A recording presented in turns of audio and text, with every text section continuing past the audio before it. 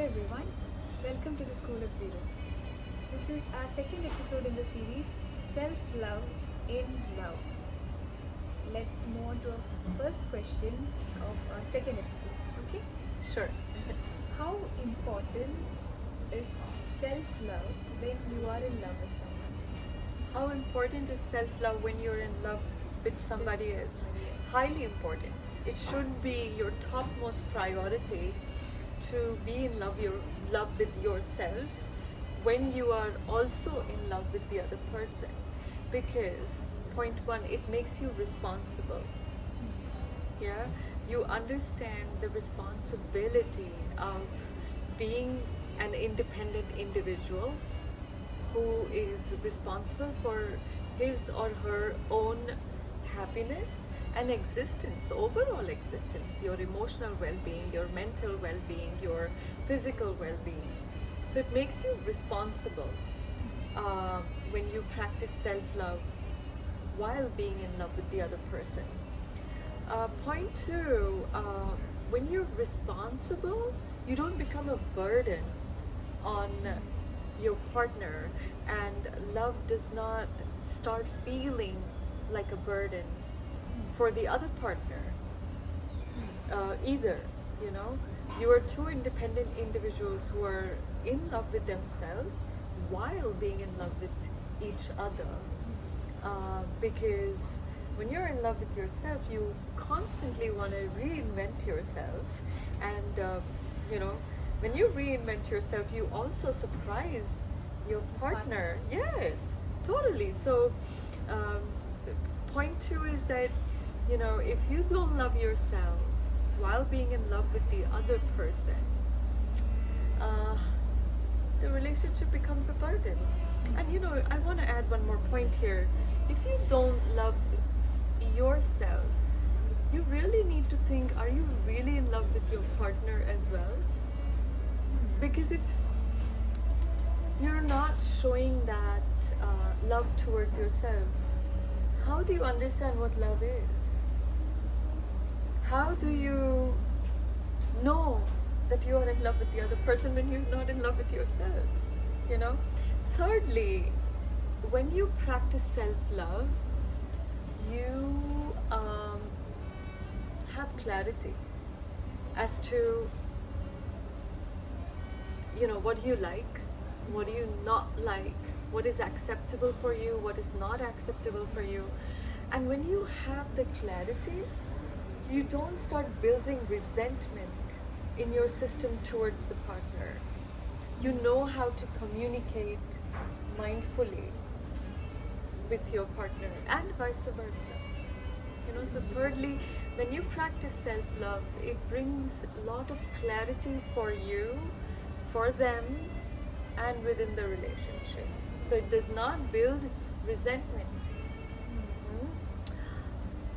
Fourthly, when you're responsible, you don't play the blame game. You take the responsibility for being you and allowing the partner to be them. And there is no masking going on,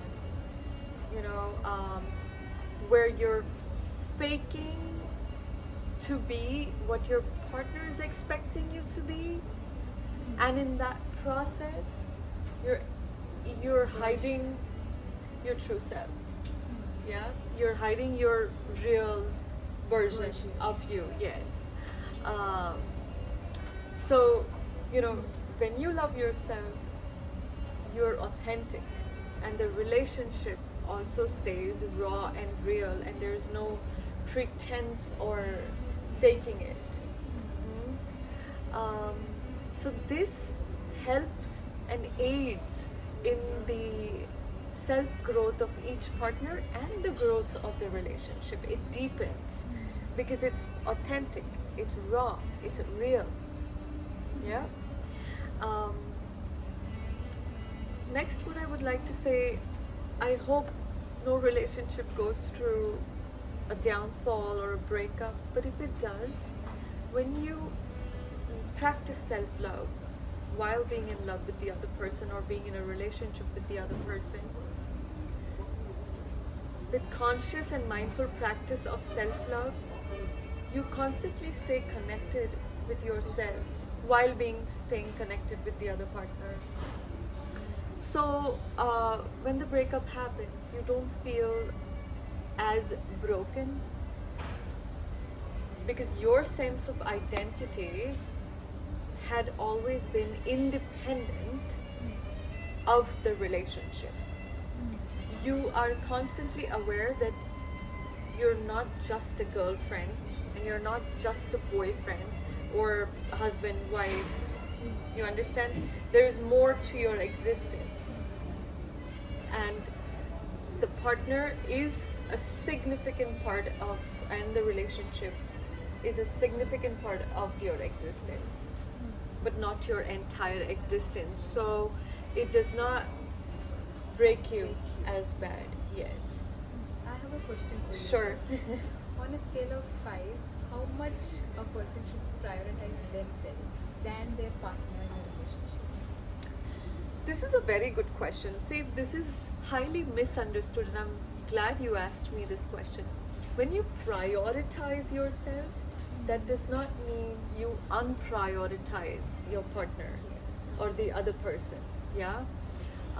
When you prioritize yourself, that means that, okay, in points, you don't say yes when you want to say no. Okay? Okay. You don't say yes when you want to say no. You clearly explain in detail, mindfully, lovingly, kindly, politely to your partner why are you saying no versus saying I am my priority and I don't want to do this. No. Self-love comes with mindfulness. And if you're not practicing self-love mindfully, then it's not self-love, it's self-obsession. Obsession. Yes. So, on a scale of 1 to 5, you prioritize your well-being not because you're selfish, but you prioritize your well-being so that you can give your best version to your partner. It's not about picking you over the partner or picking you over the relationship. It's picking up the not so healthy pieces of you to put them together mindfully so that you can offer the best version of yourself to your partner. However, it's highly, highly, highly important to communicate with the partner. Why no? Why are you prioritizing yourself in that moment? Yeah. Is there a chance of conflicts? Oh yes, of course. When I coach couples, they come with sometimes highly silly conflicts and sometimes highly complicated conflicts. And what's a relationship if there are no conflicts? You know. However, what I teach in my coaching to the couples is productive conflict. Productive conflict. So the conflict gotta be solution oriented versus playing the blame game. I always say this, that stop trying to look good by making the other person look bad. You cannot always look good by not cannot always, let me rephrase this. Don't try to look good by making the other person look bad. That's gonna make you look even worse and make you irresponsible. So in couples, fight, but fight productively, argue, but productively with a solution-oriented mindset. Can you maybe explain this with an example, if you don't mind? No, why would I mind? Because this will make it more comprehensive for the viewers. Let's take the most common, popular fight amongst couples. Man throws a wet towel on the bed, and that kind of irritates the woman. Why didn't you put it on the place? Yes? And the most common vocabulary that is used is the towel does not go on the bed. The wet towel does not go on the bed. If you love yourself, you take the responsibility to communicate responsibly. Yes, the towel does not go on the bed. Would you tell him politely, where does it go? The Even I brain, don't know where does the it go. brain does not understand no. You tell a person, don't do this, the brain's gonna do it. So take the responsibility to be mindful and explain to the partner, the towel goes in the laundry basket. Tell him where does it go. Don't tell him where it should not go. And every relationship takes patience and it takes perseverance. So change your narrative, change your script. See how you can make it even more positive to keep the the communication, the flow of communication positive, mindful, and responsible. And maybe use fun in your relationship. Fun. Yeah, like maybe hide the towel next time so that he doesn't find it, and then ask him, where is the wet towel gonna go after you use it? Make him say it. Romance is about fun. It's not about you didn't do this or you didn't do that. So yes, I hope this example helps. Yes. How you can take the responsibility to make the script and the narrative positive, fun, loving, kind, polite, and mindful.